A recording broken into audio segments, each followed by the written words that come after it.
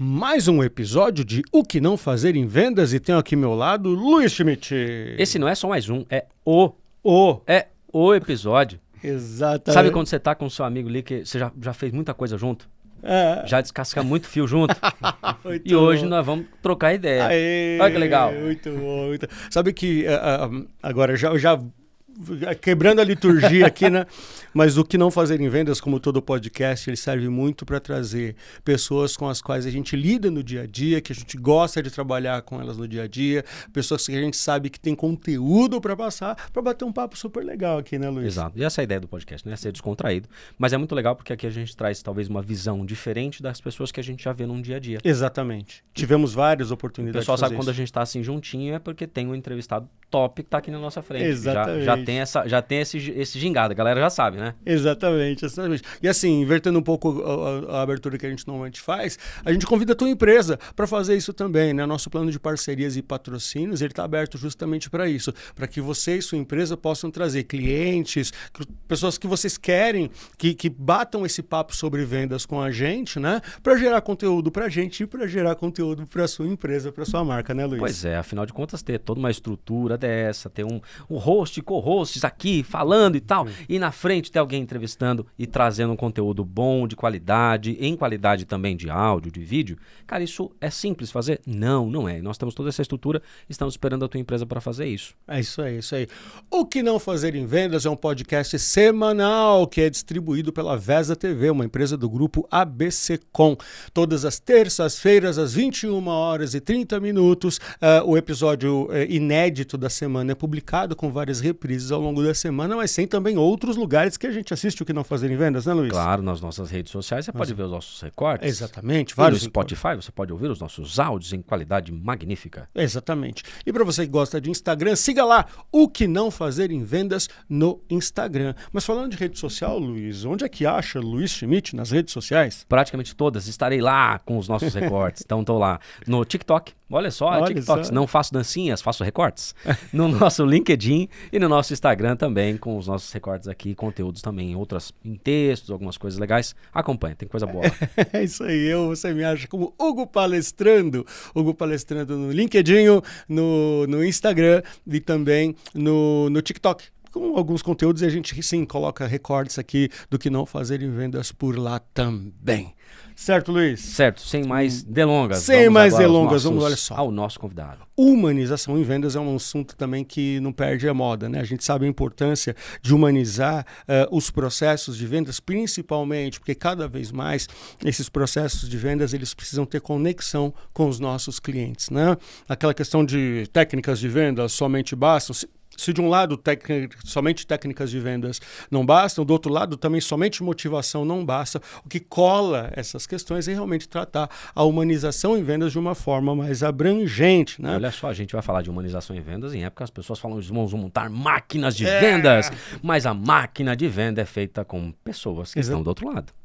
E se a gente está tentando humanizar a inteligência artificial, que dirá a necessidade de humanizar as pessoas em vendas, né? E para falar sobre esse assunto, olha só, trouxemos aqui ele que é gestor comercial com quase 2 décadas de experiência em mercados de tecnologia, telecomunicação, segurança, estudou comportamento com mais de 100 mil empresas do setor, desenvolvendo estratégias de grandes resultados. Ele é o diretor-geral de vendas da Belfone, o amigo Fábio Cometti. Opa, seja bem-vindo, meu amigo.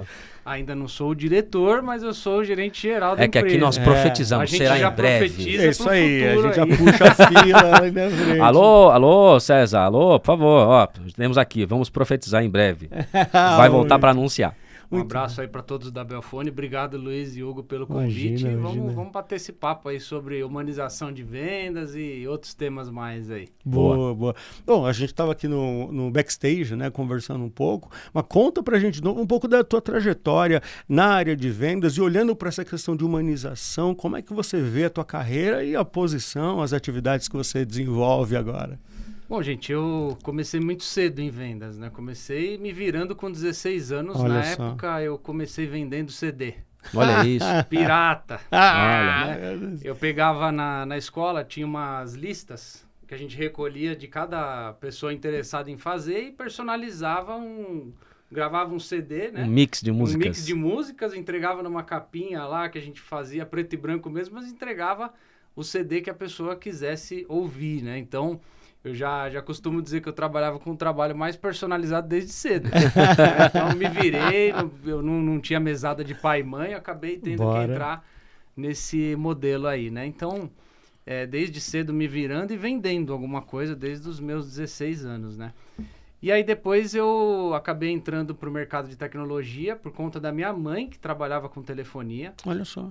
Telefonia celular, telefonia fixa, e eu acabei trabalhando com ela um período vendendo PABX, vendendo plano corporativo de celular de porta em porta. Olha só. Isso. Então, desde cedo eu sempre fui bem comunicativo com o cliente, não importa a maneira, né? Na época era muito pessoal, era muito telefone, e isso foi mudando com o tempo, né? Até quando em 2007 eu ingressei num projeto de segurança eletrônica junto com a Belfônica, que é a empresa que eu estou hoje, lá em 2007, e a gente implantou um departamento de tecnologia de segurança eletrônica na empresa. É a Belfone, né? O próprio nome já fala, né? Remete a telefone, né? Só trabalhava com telefonia. Só que naquela época, eles já enxergavam que a telefonia tinha um prazo de vida útil um pouco mais curto, devido aos avanços tecnológicos mesmo, né? Então, implantamos esse departamento, eu era vendedor, e aí o que aconteceu? Eu comecei quando a gente chegava nas empresas antigamente, né?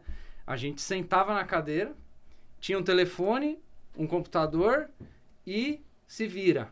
Quando muito, uma lista telefônica para você prospectar.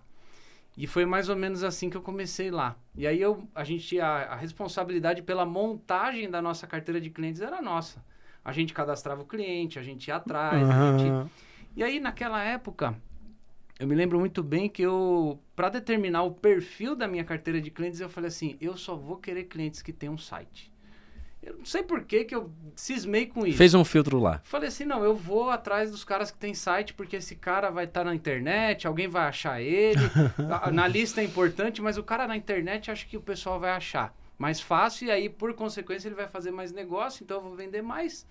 E aí o pensamento que fazia um certo sentido e tal, eu montei a minha carteira de clientes. A minha primeira carteira de clientes era só com empresas. E aí eu comecei a vender muito, comparado aos outros vendedores da empresa, né? Então, sem querer, eu acabei desenvolvendo um método de montagem de carteira de clientes com perfil traçado, regionalizado e tal, mas eu não tinha a menor ideia que era isso, né? Eu fui fazendo instintivamente. Em que ano que foi isso? Foi em 2007, 2008. Olha isso, cara. Cara, e aí, beleza, saí da empresa. 2007, 2008 ali eu saí da empresa. Fiquei um mês fora. Voltei para a empresa. Saí com a porta aberta, tal, o seu Odair, um abraço para ele aí, meu dono, eu falo que ele é meu dono, né? E aí ele me trouxe de volta e ele falou assim, só que aí é o seguinte, aqueles clientes que você tinha, você já não vai ter mais, você vai ter que fazer outra carteira. Tudo bem? Tudo bem. Fui lá, fiz outra carteira, montei a carteira e a carteira subiu, volume de vendas muito bom, a carteira que eu tinha montado já estava distribuída, a receita andando. E aí eu saí de novo da empresa. Depois de 1 ano e meio, eu saí de novo da empresa. Fiquei um mês fora. E aí eu voltei de novo para montar a terceira carteira. Aí montei a terceira carteira. Fazedor de carteira em sério. Né? Exato. Aí eu montei a terceira carteira. Cara, aí, deu certo 1, 2, 3. O que o dono da empresa falou assim, agora você vai montar carteira para todo mundo. Aí eu virei gerente de vendas. E aí começamos a fazer uma segmentação dentro da empresa. E aí eu fui espalhando esse método, digamos assim, para toda a equipe. Hoje é uma equipe que tem 75 vendedores internos. Perdão, quantos vendedores internos? 75 internos, 9 gerentes, 8 vendedores externos, equipe de produtos. É uma empresa de 200 colaboradores. Olha então, só que é gigante, gigante. É gigante, é grande. Você passa na frente do prédio, você percebe que é uma empresa bem consolidada. Mas tem uma empresa de 200... Não, que tem aqui e tem em Curitiba, certo? Ela tem a matriz em Diadema, ela tem a filial em Curitiba, mas também tem outras filiais. Então, eu tenho uma filial em Mauá, que é um ponto de vendas, né? Sim. Tem os estoques lá. Tem no centro de São Paulo, na Santa Efigênia, que abastece os lojistas. E a gente tem também na Chácara Santo Antônio, recém-inaugurada. Olha, que tem um ano legal. e pouco, Olha mais ou menos. só. E agora a gente está indo para Carapicuíba, perto de Osasco, na região de Osasco sim. ali, né? Então, Sim. cada ponto tem um gerente e uma equipe de vendas. E aí eu faço a gestão dos gestores, digamos Muito assim. bem, muito bem. Ótimo, Né? ótimo. Então, essa é mais ou menos a Que trajetória. legal, Passei por outras que legal. empresas, tal, apliquei o método, digamos assim, em outros lugares, né? Funcionou também. Eu vejo que a segmentação no B2B ela é fundamental. Não só na parte de propaganda, mas no trato comercial mesmo. Né? Você saber quem é seu cliente, com o que ele atua, qual o tamanho dele, qual que é o impacto que ele tem no mercado. E aí você vai trazendo isso para o seu negócio, né? Acho que E aí passa por gente, né? Todo esse processo ele passa por desenvolvimento de pessoas. Muito E aí bem. é uma chave importante que a gente tem que ficar sempre de olho, né? Às vezes você dá uma puta de uma carteira boa para um cara que não está preparado ou não é aquilo que o cara quer fazer, né? Então, nesse meio tempo aí eu já trabalhei com mais de 1.000 vendedores aí também, né? E aí nenhum é igual ao outro. É igual a qualquer ser humano, né? A gente conhece muitas pessoas e ninguém é igual a ninguém. Sim. E aí você tem que ter uma percepção, um feeling muito apurado para poder lidar com todo tipo de perfil de gente aí, né? Muito bom. E você percebe também a visão do Odair, né? Ele, quando viu você, há muitos anos atrás, ele já percebeu o potencial que você já tinha naquela época, né? E o investimento também em te dar espaço, ouvir as tuas ideias. A gente percebe um abraço, Odair, um abraço aí. A gente percebe também que ele é uma pessoa que ele não é centralizador, porque ele entende que ele, com outras pessoas, consegue crescer mais do que sozinho. Ah, sim, sim. Não, o Odair é um cara fantástico, é um cara que eu vou ter uma gratidão até o último dia da minha vida, assim, né? Ele me ajuda muito até hoje, né? É um cara que eu tenho um exemplo muito grande, um empresário inquieto, né? Sim, Ele não para um minuto, assim, e que ele tenha muita saúde para tocar vários e vários anos assim com a gente lá, né? É um cara fora de série, né? E até um dia é legal convidar ele para dar um pulo aqui para bater um papo com vocês, Nossa, é um né? prazer, Isso é é uma legal. honra. Ele tem uma visão de negócio muito, muito apurada, assim. Ele é um cara diferente. Obrigado aí pela oportunidade, Odair. Falando do ponto de vista de... cara, são 72 pessoas, certo? 75 pessoas. É uma equipe que, óbvio, 75 pessoas é agora. Ao longo de quase 20 anos. São 18 anos que você está nesta empresa, né? Começando do início. As pessoas, principalmente o teu cliente, ele é um cliente que ele tem empresas muito grandes, mas tem caras muito pequenininhos. Tem. E uma característica do atendimento de vocês é tratar todo mundo como igual. Sim. Isso é muito legal. E principalmente uma coisa que vocês fazem há muito tempo é educar o teu cliente. Sim. Que muitas vezes você precisa ensinar a ele que ele precisa de uma coisa que ele nem sabe ainda. Exato. Mas como que isso é feito do ponto de vista de gestão? Por quê?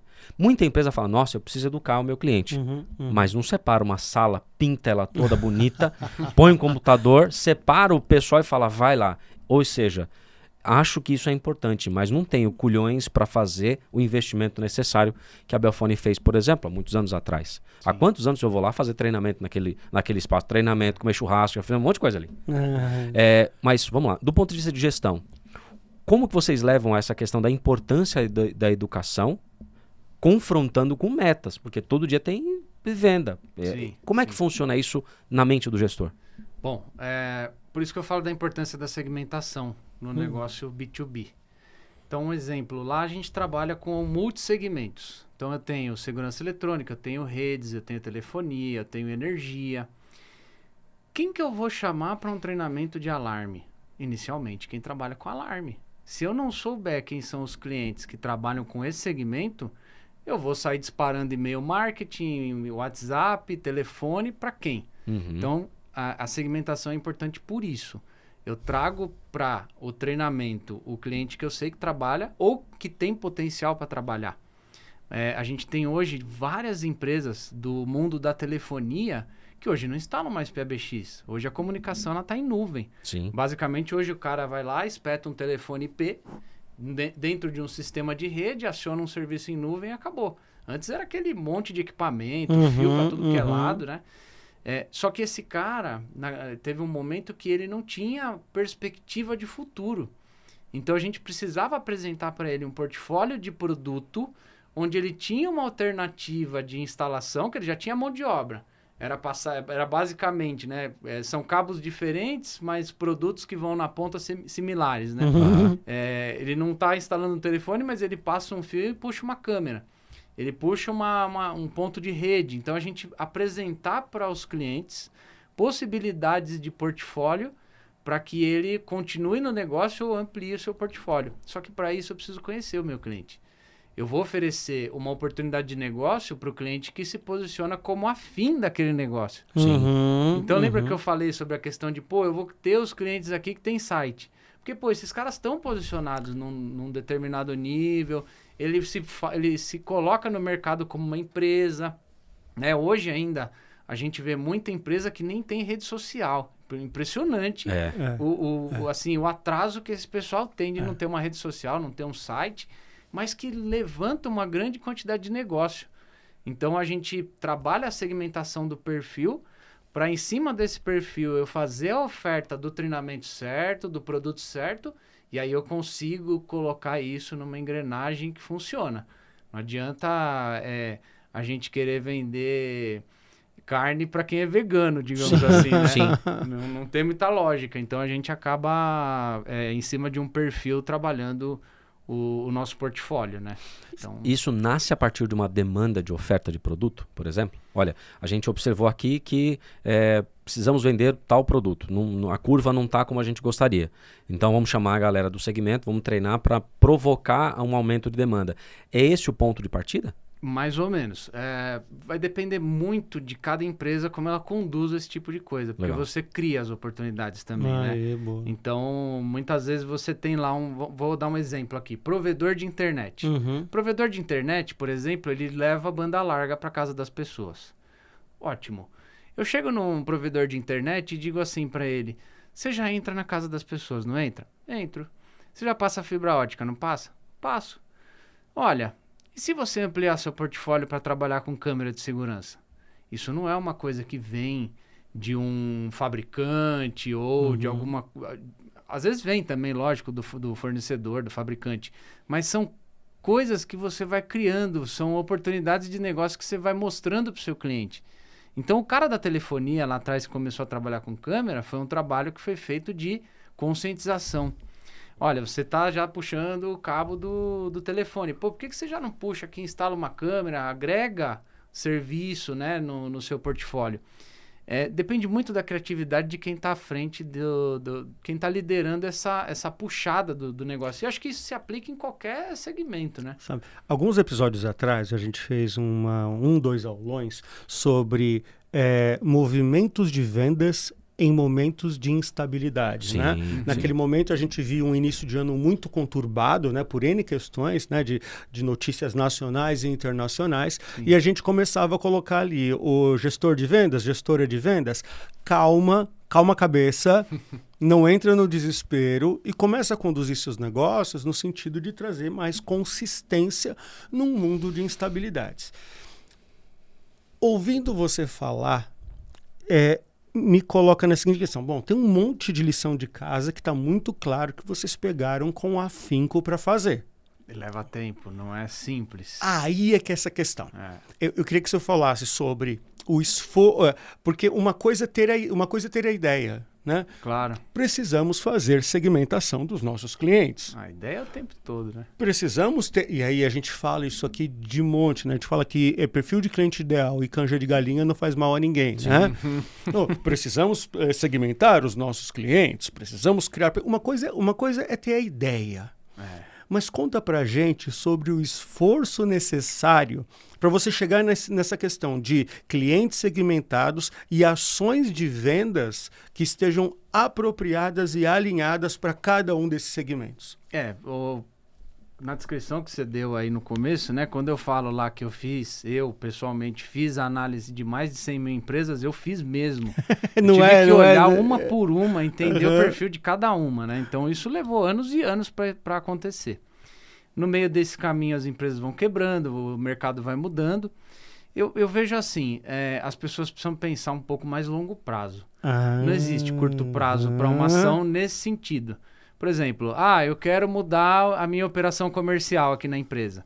Tá, você não vai fazer isso do dia para noite. Sim. Entendi. Não é como uma ação de marketing é super importante para apoiar a sua estratégia comercial. Mas no curto prazo, você não vai conseguir implantar uma cultura, você não vai conseguir fazer uma pesquisa de mercado aprofundada e detalhada do seu cliente. De jeito nenhum. A gente tinha chegou ao nível da gente ter uma meta diária de análise de perfil de cliente. Eu tinha isso como meta. Eu conseguia, durante o dia, tocar a equipe de vendas e fazer a análise do perfil de 20 clientes. Uhum. Então, hoje a gente tem 8 mil clientes nomeados. Imagina quanto tempo isso não tomou. É anos trabalhando ali, né? A base. Porque você tem um movimento assim. Em qualquer mercado, acho que funciona dessa forma. Você tem a sua base de clientes atual e o mercado ele vai te derrubando alguns clientes e trazendo novos para o mercado. Sim. E a gente chegou num número no mercado de tecnologia que de 6 em 6 meses existe um ciclo de empresas que entram no mercado e de empresas que saem do mercado. Uhum. Na pandemia foi absurdo a quantidade de empresas que saíram do mercado. Mas também foi absurda a quantidade de empresas que entraram no mercado, que viram um nicho e entraram. Uhum. Então, o curto prazo não funciona para a estratégia comercial. Ele é uma coisa que você tem que começar, entender, ajustar e ir fazendo aos poucos. Não é simples. Hoje, por exemplo, se alguém me chama para fazer um trabalho comercial, eu não consigo desenvolver em menos de 3 anos. Olha só Isso que é bacana. mentira. Se o cara achar que vai pegar uma consultoria de 1 mês, 2 meses, 3 meses, uma mentoria que resolve os Não. problemas das empresas assim, cara, não vai. É tudo mentira. É só enganação. Então, é longo prazo, é persistência no processo, e aí você consegue medir os resultados. Né? Uhum. Então, não tem curto prazo. É tudo mentira isso. Eu queria puxar mais uma questão. Primeiro, parabéns. Parabéns. Porque a gente fala muito sobre isso, Fábio. A gente fala muito sobre como, num mundo de gente muito ansiosa, de diretoras e diretores muito ansiosos, quanto eles começam a cobrar resultado em curto espaço de tempo. Sim. Para tentar segurar seus empregos, tem tantos gerentes aí que prometem esses resultados em curto espaço de tempo, e a gente vê um ciclo de frustração acontecendo o tempo inteiro, né? Mas tem uma coisa específica sobre essa questão de segmentação que você trouxe, que para mim é muito importante, porque é muito fácil eu falar assim, né? O cara, vamos pegar provedores regionais de internet, né? E você, não, esse cara, ele quer só colocar a internet. E até eu querer abrir a cabeça dura desse povo para colocar outro produto, pelo amor de Deus. Como é que vocês chegaram na conclusão que sim, vocês tinham que romper com essa percepção de que as pessoas não mudam, ou que seduzir esse cliente para que ele pudesse passar a instalar ou a vender outra categoria de produto era um esforço necessário de ser feito? E como é que foi esse processo? Aí tem uma questão matemática. Acho que tudo é funil. Boa. Imagina que você tem lá seus 1000 clientes dentro de um perfil, vamos falar de provedor. Eu tenho a ideia. Eu vou atacar os 1000 com a minha ideia. Uhum. E aí você vai fazer num funil. Obviamente vai ter cliente que vai falar, você tá louco. Vai ter cliente que vai falar, não quero. Vai ter cliente que vai falar de tudo. Mas vai ter ali um percentual de clientes que vai falar assim, puta, é verdade. Vamos ver se a gente consegue pensar uma forma de colocar isso aqui. E aí vai descendo o funil. E aí, lógico que lá na ponta dos 1000 que você falou, 20 vão colocar, 30. É igual um processo de venda. Quando você vai vender uma ideia, não é diferente de você vender um produto. Sim. Você atinge 1000 e aí vai descendo o funil, um funil de venda.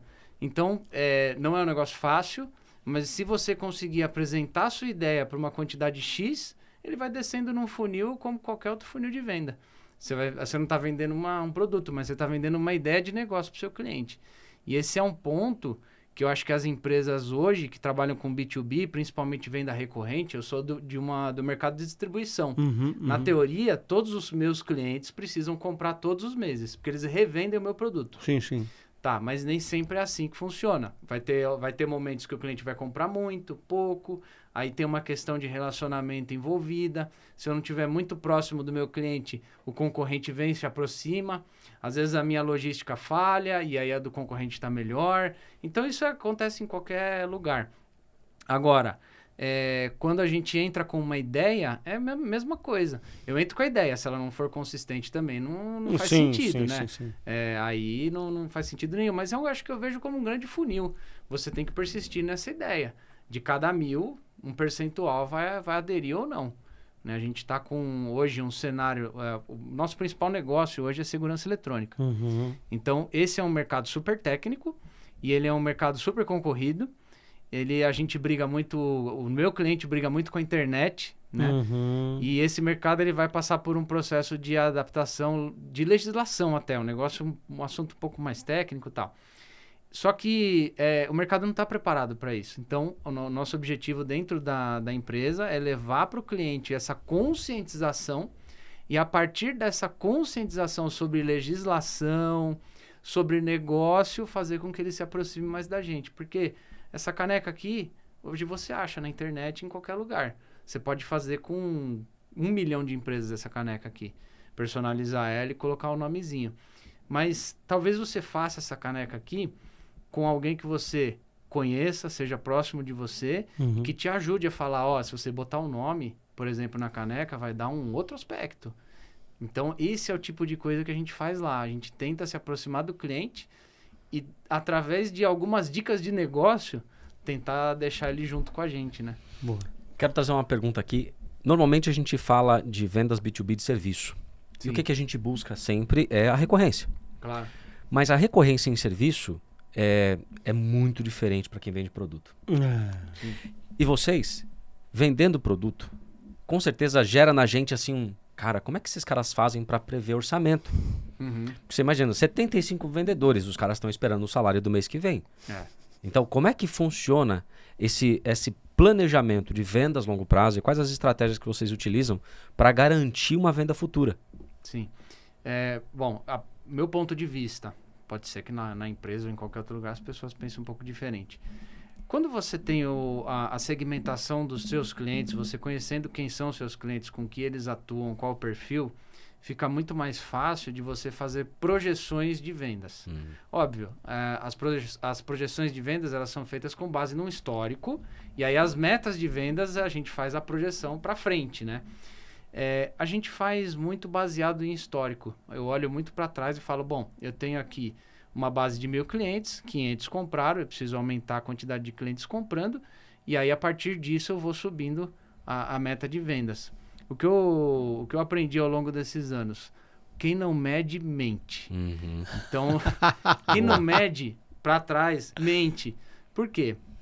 Como que eu vou virar para um cara que tem uma meta hoje, vamos supor que seja 100 mil reais em serviço ou produto. Como que eu vou virar para o cara e falar assim, amigão, mês que vem sua meta é 1 milhão, tá? Não existe. Não vai, é mentira. Ele não vai atingir. E aí entra a questão da humanização também. Pô, se eu dou uma meta irreal pro meu vendedor, como é que esse cara vai sair correndo para bater essa meta? Primeiro, ele vai vender de qualquer jeito. Vai vender para qualquer um. Vai vender qualquer coisa. E aí a gente não ganha consistência e recorrência. Agora, se eu chego no cara e falo assim, eu tô te dando... Lá a nossa equipe de vendas recebe a carteira de clientes. É óbvio, ele pode prospectar também, mas dentro de um perfil que a gente determina. Então, quando eu dou para ele o perfil de clientes, a carteira de clientes, eu falo para ele, eu quero isso aqui. Eu dou uma meta de vendas para ele, a gente dá uma meta de produtos para ele específico, e aí a gente vai trabalhando o histórico do cliente e vai acompanhando se a venda vai subindo, se tem gap, se não tem, e trabalha dentro de uma realidade, né? Óbvio, né? No universo de 75 vendedores, nem todo mundo fica feliz com o aumento de meta. Sim. Ninguém fica feliz. Mas também uma outra coisa que a gente costuma falar lá é que a meta desse mês, ela só é menor que a meta do próximo.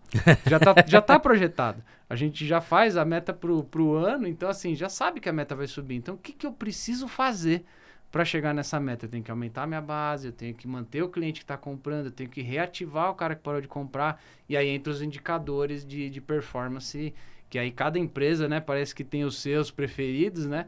Mas a gente trabalha com... Aquelas que tem, tá? Tem muitas que nem Aquelas tem. que tem. Tem Exatamente. muitas que não tem nem indicador. Tem muita empresa que não se ligou na importância de ter os indicadores. Exato. Eu acho que isso é fundamental para qualquer negócio. Não interessa o tamanho, né? Você pode ter um pet shop pequeno lá, um banho e tosa, ou você pode ter uma rede de pet shops aí, se não tiver indicador, você não vai sair do lugar. E, na verdade, você não vai saber nem para onde você vai. Se você não sabe nem onde você está, como é que você vai saber para onde você vai? Tem muita empresa que quer fazer projeção de faturamento, projeção de vendas com base no faturamento anterior e não faz análise do forecast nem do funil que ela tem. Exatamente. E aí eu tô olhando o mês com o mês passado naquilo que entrou, não naquilo que tá para entrar. Exato. O forecast é super importante, né? E ele tem que ser também baseado em informações. Sim. Né? Tem muito gestor e até vendedor que te passa um forecast que é irreal. Ele vai no achômetro, ele não estuda.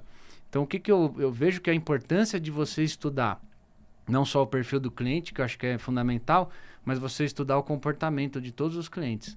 É você olhar o que esse cara comprou comigo, o que ele deixou de comprar, qual que foi a margem, qual que foi o produto, o que ele não treinou, o que eu posso oferecer para ele. Então, é um assunto bem complexo o negócio de vendas, não é simples, né? Tem uma questão aqui que, assim, muito claro para mim que, e várias empresas que a gente recebeu aqui no programa, é assim, o quanto as empresas que decidem fazer o arroz com feijão bem feito, né? Que a gente brinca muito com essa história, assim, todo mundo quer chegar no bifão, mas ninguém faz o arroz com feijão bem feitinho. As empresas que fizeram o seu arroz com feijão bem feitinho, quanto elas se beneficiam de chegar em lugares mais complexos, né? Então, o que você trouxe para a gente aqui até agora que é compreender os mercados que são mais potenciais para você. Sim. Identificar perfil de cliente é a base. Então, você nem deixa isso sob a responsabilidade direta dos vendedores. Tem um outro departamento que captura essas revendas, né? Que é o teu grande público, né? Acho que o teu grande público são as revendas e os grandes instaladores, né? Os integradores, né? Então, de analisar esse perfil e colocar para frente. Depois você vai fazer gestão dessa carteira, recorrência, quem está comprando, quem não está comprando, atendeu bem, né? Mix de produto, tem toda essa questão, né? Sim. E, por último, agora você trouxe a questão de meta, não pode ser sonho, né? Sim. Não pode ser uma coisa irreal. Exato.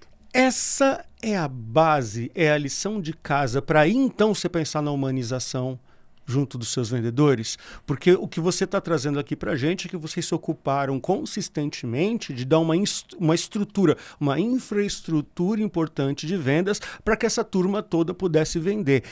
Só dá para pensar em aí exigir mais do humano quando essa estrutura toda já foi pensada e está sendo implantada?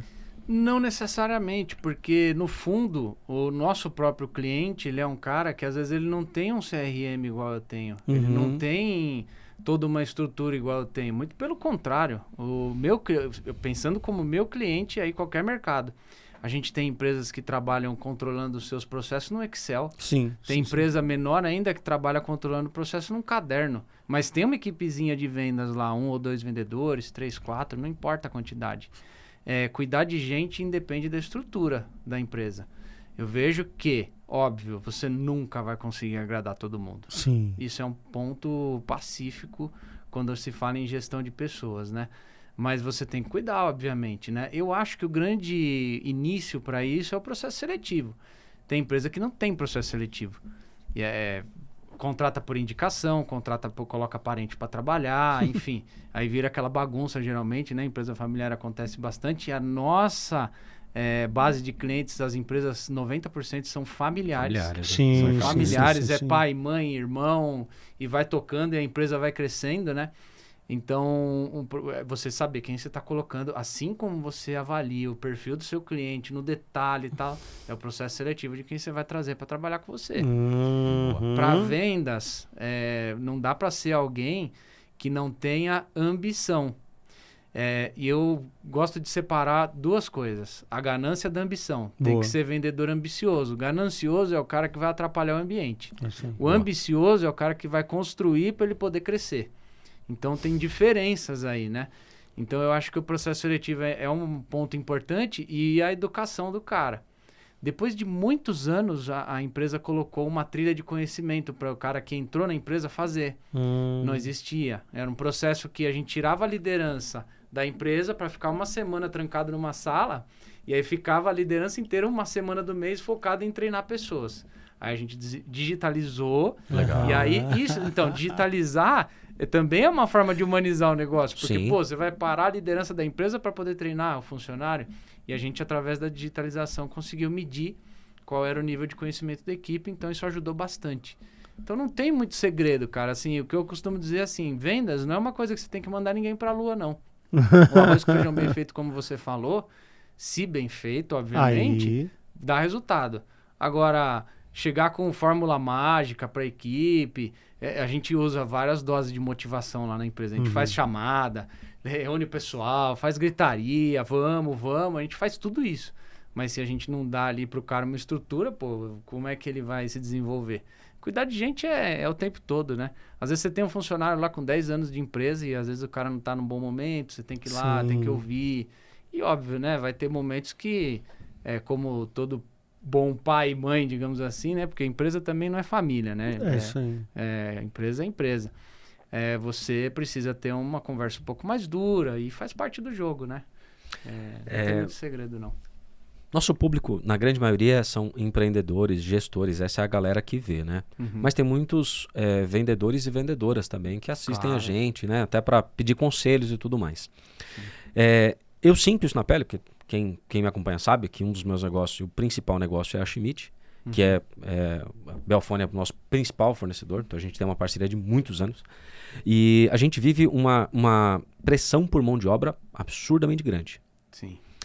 Quando a gente vai contratar alguém, principalmente técnicos, muito difícil. Por quê? Porque esses caras estão no mercado, eles estão trabalhando por conta, e estão cada um prosperando ali em algum outro, eu consigo agregar com um parceiro e tudo mais.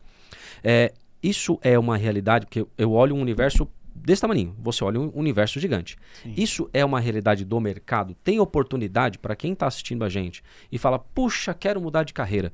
Tem oportunidade dentro desse mercado? Muita, demais até. Hoje o profissional técnico, todas as empresas que a gente conversa, né, principalmente empresa mais estruturada, precisa dessa mão de obra, não a encontra. É difícil, toda a reclamação que eu tenho dos donos de empresa, gestores, é porque ou não acha bons vendedores ou não acham bons técnicos, né? E isso é uma coisa que eu escuto há mais de 15 anos, cara, não tem jeito. Onde mais bem funcionou é na formação. Então você pega um cara que é mais cru e você vai formando. O risco que você tem é ele pegar e sair da empresa. Mas isso é um risco para qualquer segmento, na verdade, né? Então tem muita gente que às vezes não quer arriscar no ensino da sua equipe por ter medo que ela saia. Só que aí o cara fica e ele não se desenvolve. Então você também não se desenvolve. Então é um negócio meio louco, né? Pior do que o custo de você investir na pessoa ela ir embora é você ter pessoas medíocres e você continuar com elas no time. Exatamente. Então, na verdade, assim, investir em educação da equipe faz parte do processo de crescimento da empresa, né?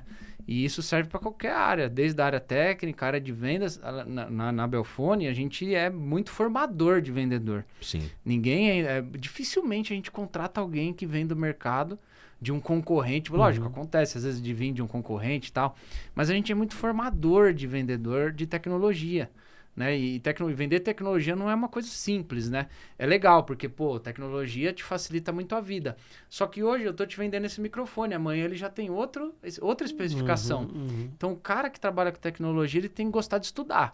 Primeiro ponto. Sem isso, não tem condição nenhuma do cara trabalhar com tecnologia.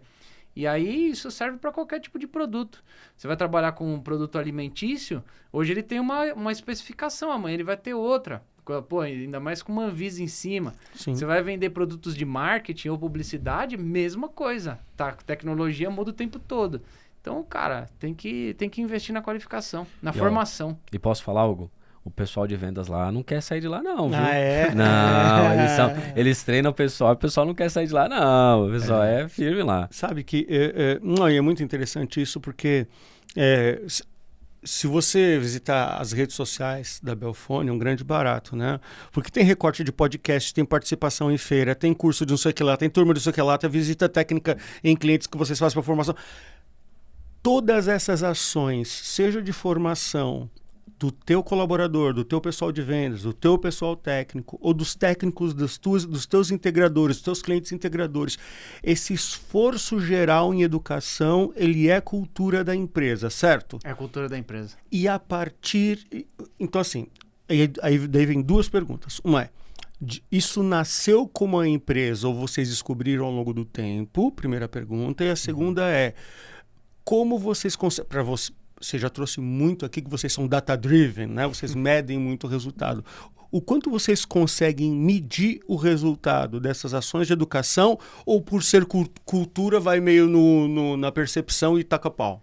Na verdade, tem um misto aí. Tá. Hoje a gente, com a implantação de alguns processos, a gente consegue medir quem são os clientes que estão capacitados em determinados segmentos.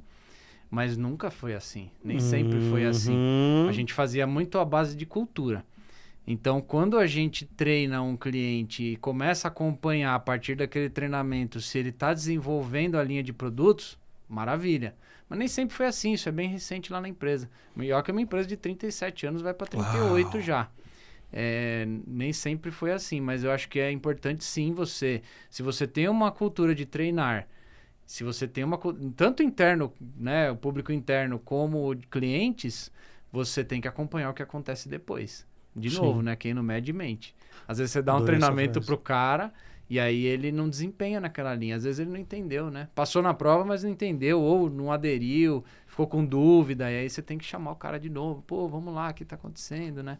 Então, hoje a gente consegue ter uma noção melhor. Se eu falar para você que isso é um indicador de gestão, ainda não, mas ele caminha para ser. Muito bom. Quando a gente fala de humanização em vendas, tem uma questão que, aí eu não sei se é cultural, e essa vai ser uma das teses da pergunta. Sempre, a cada sexta-feira, tem um vendedor da Belfone que me atende. Isaac, um beijo, seu lindo. Isaac é um fofo. Cada sexta-feira ele mandava e aí, bom dia, tudo bem, como é que você tá? Toda semana conversava comigo, com os vendedores, toda semana. E aí, cara, isso foi crescendo, e a carteira dele foi crescendo, obviamente, né, até o tempo de gestão dele foi... Mas todas as vezes, quando a gente vai falar com o vendedor, a gente fala assim, cara, você tem que fazer igual o Isaac. O Isaac fala com todo mundo, cara. Por que você não fala com a tua carteira? Como é que você... Vamos lá, isso é cultural? É um processo de vocês? Como que é feito? É política. Política. E como que isso é implantado no dia a dia? Então, é uma diretriz que a empresa tem de fazer relacionamento semanal com a carteira de clientes. Olha aí. É uma estratégia. Olha aí, isso Isaac, vem lá de trás. Levantei tua bola aqui. É uma Isaac. estratégia, mas é um barato porque assim, com o tempo, o próprio vendedor vai percebendo que isso dá resultado. Entendi. Então ele adere à política. É uma política da empresa, a gente estabeleceu isso como...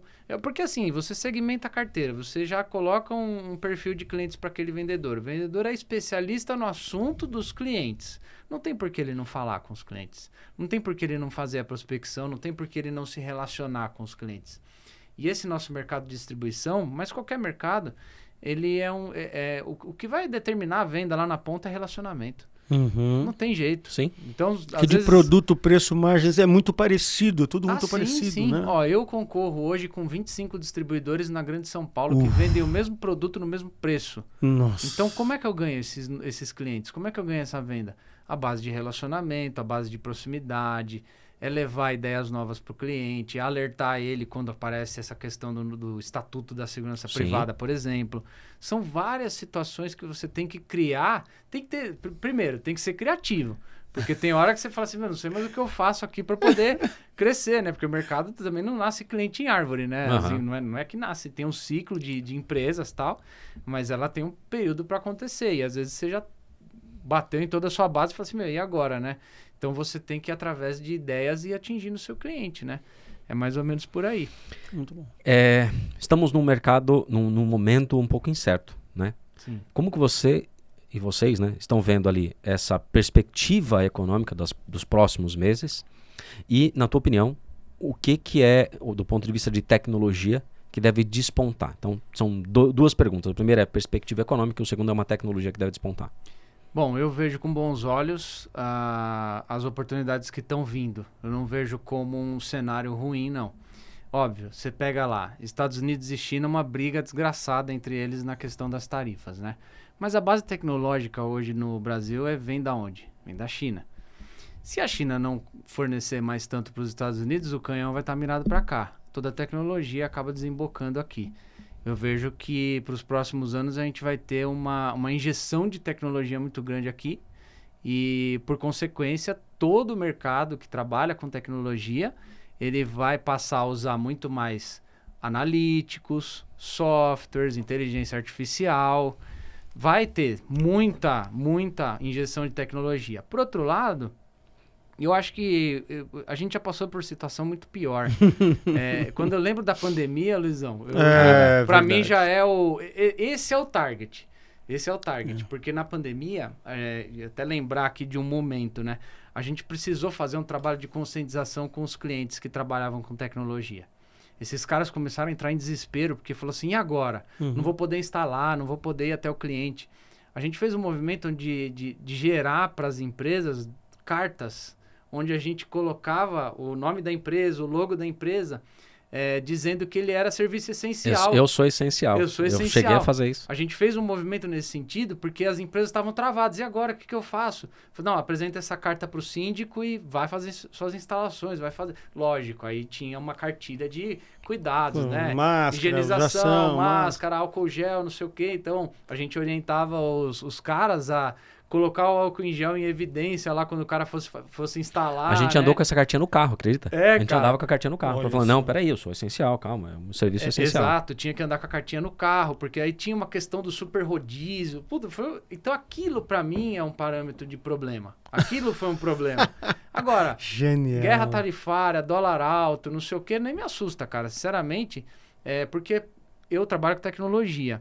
Mas imagina, quem não trabalha com tecnologia hoje? Todo mundo trabalha. Quem trabalha com marketing, quem trabalha com indústria, todo mundo trabalha com tecnologia. Então eu não vejo com maus olhos essa questão. A tecnologia vai ser injetada aqui. Se não for pela China, vai ser pelos Estados Unidos. Não tem muita saída. Vai mudar o governo em 2026. Tá bom. Então vai pender mais para os Estados Unidos? Vai. Só que por esses caras estarem brigando entre eles vão desenvolver tanta coisa nova, um lado ou outro, e vai desembocar aqui. Porque aqui é um mercado muito grande. Né? A gente não tem... a gente não tem saneamento básico nesse país ainda. Você imagina que a gente não tem tecnologia instalada ainda. Então, se a gente não tem saneamento básico, quem dirá tecnologia? Então, o mercado é muito grande. Então, eu não vejo com maus olhos, não tem pessimismo, não. Vejo que vai ter uma injeção de oportunidades aqui nesse país ainda.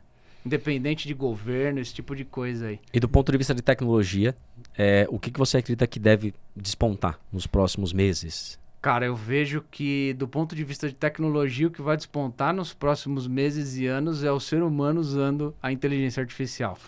Não é a inteligência artificial. Boa. É o ser humano que souber dominar o uso da inteligência artificial. Abrir a cabeça para isso. Eu tava fazendo um paralelo esses dias, né? Eu tinha meus 12, 13 anos lá. E não vendia CD ainda, né? Mas minha mãe colocou eu para fazer um curso de informática. E na época ninguém queria fazer o curso. Puta, chato, tem que ficar na frente do computador, aprender Excel, aprender PowerPoint. Eu fiz o curso certinho. Fiz o curso de Excel, de PowerPoint, até de Access, que era um negócio de banco de dados. Puta trampo, né? Era um Microsoft básico. Microsoft básico, aí tinha alguns outros lá, manutenção até de computador, cheguei a fazer.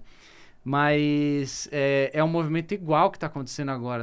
Eu vejo que o cara que não usar a inteligência artificial está perdido. Eu acho que não vai ter substituição de ser humano com inteligência artificial. Lógico, são trabalhos que são... a gente vê, por exemplo, a portaria virtual, ela não matou o ser humano. Ela só colocou o cara dentro de uma sala atendendo 1 ou 2, 3 condomínios. E está tendo um movimento de recuperação. Estão revertendo. Né? Exato. Então, na verdade, e aí voltando o humano para frente do negócio. Você vê como que é a tecnologia? Então, a tecnologia ela não vem para matar ninguém. Ela vem para ser aliada. Então, eu vejo que a tendência é o cara usar a inteligência artificial. Quem souber usar... vai nadar de braçada. Quem não souber é a mesma coisa que o cara naquela época não sabia mexer com o computador. Tá perdido, né? E da mesma forma que num dado momento a gente saiu da infância do uso do computador para depois para a adolescência do uso do computador e para uma era mais madura do uso do computador, a gente está passando pela infância muitos ainda estão passando pela infância do uso da inteligência artificial. Sim. Que é muito bonitinho chegar lá no softwarezinho lá e colocar assim, colocar minha foto e transforma essa foto agora num modelo de anime lá. Sim, isso é que bonitinho. Né? Entrar no... usar... é uma coisa que a gente sempre fala, não use o chat GPT como você usa o Google. Não usa o Gemini como você... Não, cara, ele é uma inteligência ali. Então, as pessoas precisam sair desse uso mais infantilizado da inteligência artificial para começar a usar contextos mais amplos, mais profundos e efetivamente aumentar a performance, integrações possíveis com diversas coisas. Ontem, eu tenho um filho, o Wesley Vitor, tem com 26 anos, e ele precisava colocar vários agendamentos na agenda do Google dele. Gemini, ele falou, aqui, ó, subiu a tabela, falou assim, essa tabela é o seguinte, ó, é dia, horário, duração, assim. Distribuo isso na minha agenda, tem uma sincronizaçãozinha que ele fez, já entrou tudo dentro da agenda dele, assim, ó, no instalar de dedos. Então é aí que você começa a sair de um uso mais infantilizado para um uso que realmente vai te trazer produtividade. Tem uma coisa, Hugo, que eu sempre falo bastante. Cara, por mais que a tecnologia ela exista, por trás da tecnologia tem muito alicate, muito fio que acontece. Nossa, demais. Tem muito alicate, cara. Então, assim, não dá pra gente... A gente vai pensar em tecnologia, sim, mas o que vai aumentar com isso? Vai aumentar o consumo de energia? Com certeza. A infraestrutura vai ter que ser aumentada? Sim, com certeza. Sim. Então, a gente vai ter, sim, um aumento dessas questões básicas, fundamentais. Então, até quando eu dou aula, de vez em quando eu dou aula na FEI sobre isso, e eu falo pra eles, cara, pensa o seguinte, pra ter tecnologia, vai ter que ter estrutura pra esse mundaréu de coisa. Sim. Então, eu tô pensando em alguma coisa. Pensa em estrutura, bicho. Seja estrutural de banco de dados mesmo, toda a parte de segurança, cibersegurança vai ter que aumentar, porque cada vez mais isso é uma crescente, e toda a infraestrutura do ar-condicionado, a fibra ótica e aquela anteninha que antes era grandona, que vai ficar pequenininha, vai estar dentro da sua casa, quando a gente fala de 5G, 6G, 7G, 200G, cara, isso vai ser necessário aumentar. O que a gente está falando? Oportunidade de vida, oportunidade de negócio, de trabalho. Sim. Por isso que eu tô falando, cara, em tecnologia o céu é o limite. Tem muita oportunidade. Mas aí já vai gerando oportunidades em vários outros segmentos, né? Porque para você movimentar o mercado de tecnologia, você precisa de marketing, você precisa de educação, você precisa de uma série de coisas, né? Então tem muita oportunidade, é bem legal. Falamos sobre mão de obra, tá? Porque realmente é uma crescente nesse mercado. Falamos sobre a gestão, funil, né? Falamos sobre cultura, e treinamento. Mas tem um ponto que eu acho que é legal. Vocês também têm alguns rituais de gestão que eu acho legal, que você comentou. Poxa, eu faço aqui, a gente tem o nosso oba-oba, a gente tem... Cara, legal. Mas são 75 pessoas espalhadas em lugar diferente, bicho.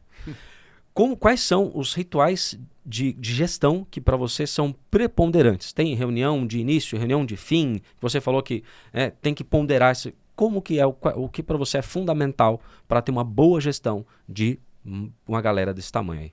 Bom, e aí entra a questão de ritual mesmo, né? Igual missa tem toda semana e tem todo um passo a passo ali, né?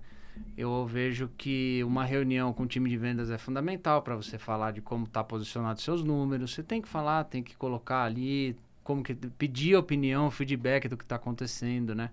A gente tem uma reunião semanal com os gerentes, e aí os gerentes fazem com os vendedores, semanal, política da empresa, de novo, né? E aí a gente tem algumas outras reuniões que são de alinhamento entre as áreas, né? Não adianta só vendas ir lá, forma carteira, não sei o quê, e os outros departamentos, né? Então a gente faz reuniões entre áreas, entre gerentes, né? E a diretoria a gente vai envolvendo na medida do possível depois, né? Reuniões de negócios fazem parte de uma rotina. A reunião de acompanhamento de vendas, aos indicadores. Se eu olhar os indicadores e discutir os indicadores, não faz sentido. Vou ficar lá medindo também, não adianta, né? Eu tenho que medir e tomar as ações a partir daquela medida que eu tenho. Então, a gente faz um ritual semanal aí com todo o time. Tem que ter. Agora, tem estilos de reuniões. Então, a gente faz uma reunião gerencial, onde a gente fala de número, tal, vamos tomar ação, tal. E tem a reunião motivacional, são estilos diferentes de reunião. Reunião motivacional, chama o marketing, solta a bexiga, Pelé, Xuxa, aí vai que vai. Agora, quando é uma reunião gerencial, já aí você vai para um outro nível, talvez um pouco mais firme ali em alguns pontos, reflexivo, né? Então depende muito do tipo de reunião, mas tem que ser um ritual semanal que a gente faz lá. E eu acho que é muito válido, porque aí você vai tirando os cenários, né? A gente tem mais de um fechamento no mês, que é um negócio diferente. A gente tem 2 fechamentos no mês. Metade do mês pra gente é fechamento. Então, na metade do mês, você tem que bater metade da sua meta. Top. Foi uma Legal. coisa que a gente implantou há muitos anos atrás que até hoje funciona. Muito legal. Porque você não deixa o vendedor com a meta para correr na última semana só. Você dá um ritmo ali diferente. O fechamento do vendedor é diferente do fechamento do gerente, a data de fechamento. Então, com isso, eu crio 4 fechamentos. Meu gerente tem um fechamento de 1 a 31, minha equipe de 26 a 25. No meio do caminho, no dia 15, é o fechamento do gerente, da metade da meta dele, e no dia 10 é o fechamento da equipe. Então, a empresa tem 4 fechamentos. É meio doideira, mas funciona, é mas legal isso pra dá caramba. ritmo quando você fala de produto. Nas que 4 eu tenho semanas que... do mês, a gente tem ritmo de vendas lá. Que legal. E isso, alguns revendedores, né, parceiros nossos, que hoje a gente consegue falar um pouco mais de negócio com os caras, né? Eles acabam implantando e funciona bem, é bem legal. Eu acho que isso serve para qualquer negócio. Nossa, Bacana. adorei. Bem bacana. Ótimo, ótimo. Hugo, caraca, já acabou. Olha, 55 minutos passou e a gente com um monte de pergunta para fazer ainda. Exatamente. Não, quem assiste a gente fala assim, ele vai falar de novo. Precisa de episódio de 2 horas. Vou ter que te chamar de novo. Porque isso tem acontecido muito. Graças a Deus isso tem acontecido muito. Bom, Os seus papos têm sido muito legais. E todos os profissionais, as profissionais que estão sentando aqui com a gente, nossa, tem entregue, né? Muita coisa muito legal. Bacana. Muito legal. Mas temos uma pergunta final, que é a derradeira. E é a conceitual do nosso programa. E aí eu pergunto para você, afinal de contas, nosso amigo Fábio, o que não fazer em vendas? Bom, o que não fazer em vendas é você não medir aquilo que você faz. É você não entender quem é o seu cliente. Se você não entender quem é o seu cliente, você está perdido. Principalmente quem trabalha com B2B. Até B2C, viu? Tem muito software hoje, CRM, que te ajuda a você no B2C trazer o cliente de volta para sua loja ou qualquer negócio, né? O que não fazer em vendas é prometer demais e entregar de menos. Também isso é muito complicado para gestão, para vendedor, até para diretor que promete muito para funcionário, né? Esse tipo de coisa acontece também, né? Vem trabalhar comigo que é assim que vai... Puta, promete. Então, assim, não prometa aquilo que você não possa cumprir. Estude aquilo que você vai fazer daqui para frente e, de novo, quem não mede, mente. Então, vai vender e vamos que vamos. Show de bola, Fábio. Obrigado, cara. Como é que as pessoas te acham nas redes sociais? Bom, Instagram, @FábioComete, LinkedIn, Fábio Comete. YouTube, pode falar de YouTube também? Claro, pode. YouTube, a gente também tem um canal que estamos começando agora, que é a TV Comete, mas um conteúdo assim bem variado, é um negócio que a gente sai um pouquinho da caixinha, a gente fala um pouco de mercado de tecnologia, mas a gente também está entrando com conteúdo de saúde e bem-estar. O Luizão me conhece, ele sabe que nos Há quantos anos você consegue manter seu peso? Então, eu perdi aí 25 quilos aí nos últimos anos e tô conseguindo manter já há 4 anos e pouco. E passa por uma questão de mudança de hábitos, né? Alimentação e tal. E aí a gente acaba conhecendo gente do meio da saúde e tal. A gente tá entrando com alguns conteúdos de saúde e bem-estar lá no YouTube, mas assim, o meu forte é tecnologia. Boa. Meu forte é vendas e aí é muito mais fácil me achar no Instagram e no LinkedIn. Boa. Facebook acho que tem bastante gente que usa, né? Ainda tem. O que eu replico do Instagram vai pro Facebook, mas tá em todas aí. Fábio Comete me acha em qualquer lugar. Show de bola. Muito bom. Maravilhoso, Hugo. Muito bom, muito bom. Obrigado mais uma vez. Foi um barato. Nos reencontramos no LinkedIn, inclusive, né? Além de comentar uma coisa daí que partiu aí o convite. Cara, muito obrigado pela sua entrega, viu? Tá joia. Eu que agradeço, muito obrigado e estamos à disposição aí da galera aí. É isso aí. Olha só, Luiz Schmidt, onde é que você acha o Luiz Schmidt nas redes sociais, mais uma vez? @Luiz Schmidt no Instagram, tem recado novo, todo dia tem um recadinho novo, então olha só, né, bacana, acompanha, cada mês a gente tá com um tema especial, acompanha os próximos meses que vocês vão ver coisas maravilhosas acontecendo. Tô no Instagram, tô no LinkedIn e estou no TikTok também com os nossos maravilhosos recortes do isso aí. Você me acha como Hugo Palestrando no LinkedIn, no Instagram, no TikTok também, mas eu quero chamar você para seguir O Que Não Fazer em Vendas no Instagram, né? Nós estamos colocando muitos recortes de todas essas passagens incríveis aqui dos outros. A gente já está chegando a mais de 60 programas gravados, então a gente está colocando muito recorte bom desses episódios novos e dos episódios já passados, com muita dica importante de vendas para você. Então segue a gente lá, certo? E aproveita esse conteúdo para treinar o teu time e humanizá-lo. Quem sabe aqui você aprendeu coisas boas. Então use nos rituais que você tem que fazer toda semana. É isso aí. Valeu. Um abraço. Um abraço, gente. Obrigado. Até a próxima. Até mais. E semana que vem estamos aí de novo. Tchau, Valeu. Tchau, tchau.